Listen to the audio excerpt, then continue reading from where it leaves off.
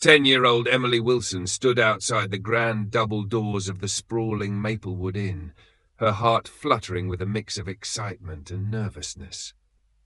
The inn was a legendary landmark in her small town, known for its charm and timeless elegance. Its ivy-covered brick walls, antique lanterns, and cobblestone driveway, where polished cars waited to be parked by attentive valets, exuded prestige. Emily had always marvelled at the inn from afar, imagining what it might feel like to step inside its enchanting halls. Today, her imagination would meet reality. Dressed in her favourite yellow sundress, with a white ribbon tied in her hair, Emily clutched a small leather notebook close to her chest. She had been sent by her father, Robert Wilson, the new owner of the Maplewood Inn, to observe how the inn operated and to learn what made it so special. Robert had recently acquired the inn through a quiet but significant business deal, yet he wanted Emily to explore it on her own, anonymously. It was a lesson he often imparted, understanding the value of hard work and people's stories, regardless of status. Emily pushed the heavy doors open and stepped into the lobby. The scent of polished wood and fresh flowers greeted her, and the sight of the chandelier sparkling overhead took her breath away. A grand staircase curved elegantly to the upper floors, and the soft hum of activity filled the space. But Emily's awe was interrupted when a tall man at the front desk, whose name tag read Mr. Harris, glanced down at her. "Can I help you?" Mr. Harris asked, his tone clipped, as though speaking to a child was beneath his station. His dark suit was impeccably tailored, and he exuded a commanding presence. Emily hesitated. "Good afternoon," she began, mustering her politeness. "I'm here to learn about the inn and maybe help out. Is there someone I could speak to about how things work?" Mr. Harris frowned slightly. "Help out? We don't employ children here. This is a place of high standards, young lady. Perhaps you should return home and find more suitable activities." Emily's cheeks flushed red, but she held her ground. "I can help. I'm very good at organizing things, and I can learn fast." Mr. Harris's frown deepened, and he crossed his arms. "This isn't a playground. We don't allow just anyone to roam the inn. Please leave." Emily's heart sank. She had never been spoken to like this before, and the sting of the man's dismissiveness was sharp. She wanted to argue, to tell him exactly why she was here, but her father's words echoed in her mind. "You'll learn more if you observe than if you demand." Instead of replying, Emily turned and walked back out the doors, the sting of embarrassment burning in her chest. When she reached the sidewalk, her small notebook felt heavier in her hands. Opening it, she wrote her first observation. Not everyone is kind to people that they don't know. Just as she finished, her phone buzzed. It was a message from her father. "How's your first visit?" Emily hesitated, then typed back, "Interesting.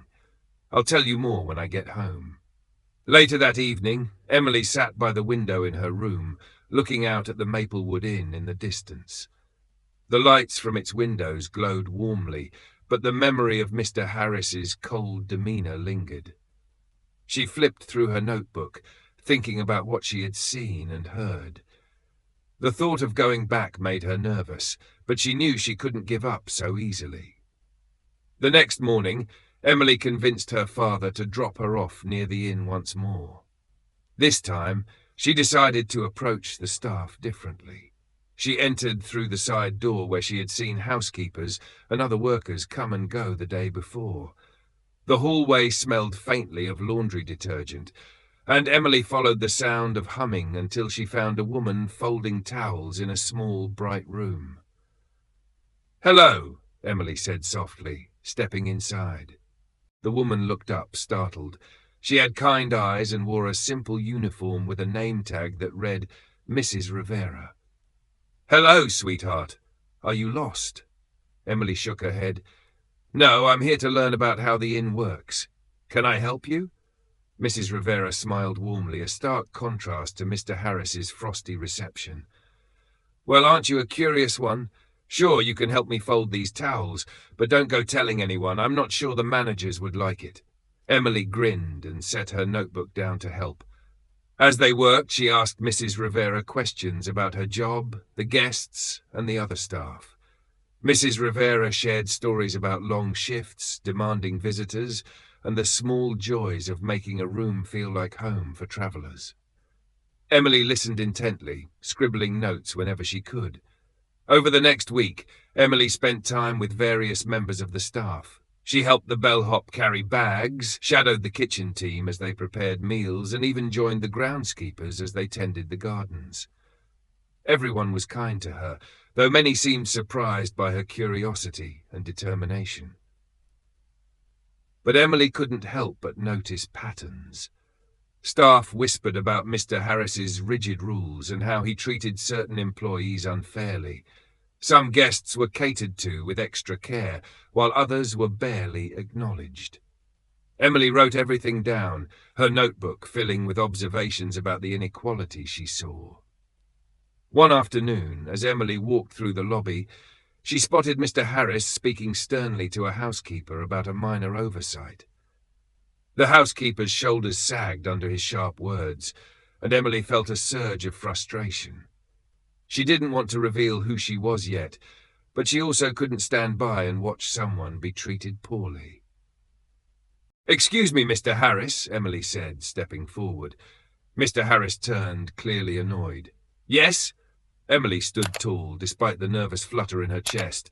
"I think it's important to treat people kindly, especially when they're working hard. Don't you agree?" Mr. Harris's expression shifted to one of surprise, then disdain. "I beg your pardon?" Emily held his gaze. "You heard me." For a moment, the lobby fell silent. Then Mr. Harris straightened his tie and said, "This is no place for a child's lecture. Perhaps you should return to your parents." Emily's cheeks burned, but she didn't argue. Instead, she turned and walked away, her head held high. She had said her piece, and that was enough for now. That evening, Emily sat down with her father to share everything she had observed. Robert listened carefully, his brow furrowed as she described the disparities in how staff and guests were treated. When she finished, he leaned back in his chair, deep in thought.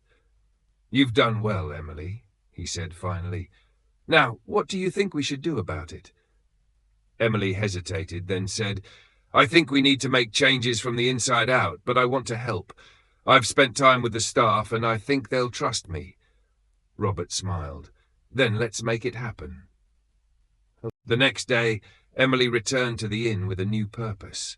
Her father had given her permission to introduce herself properly to the staff and explain her role. She gathered everyone in the dining hall and stood before them, her small frame dwarfed by the grand room. "Hello, everyone," Emily began, her voice steady. "My name is Emily Wilson, and my father is the new owner of the Maplewood Inn. Over the past week, I've had the chance to work with many of you and see how hard you work to make this place special. But I've also noticed some things that need to change." The room was silent as Emily continued. "I believe that everyone here deserves respect, no matter their job or background. Together, I think we can make this inn not just beautiful, but fair and welcoming to everyone. Will you help me?" For a moment, no one spoke. Then Mrs. Rivera stepped forward, smiling. "We're with you, Emily." One by one, the staff nodded in agreement. Even Mr. Harris, standing at the back of the room with his arms crossed, seemed to soften slightly. Emily felt a wave of relief and gratitude.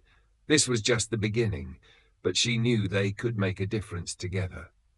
Thank you so much for watching and supporting Story Karma. Your engagement, whether it's watching, liking, commenting, or sharing, helps us continue bringing you powerful stories of crime, justice, and karma. We truly appreciate each and every one of you for being part of this journey. If you haven't already, make sure to subscribe and turn on notifications so you never miss a new video.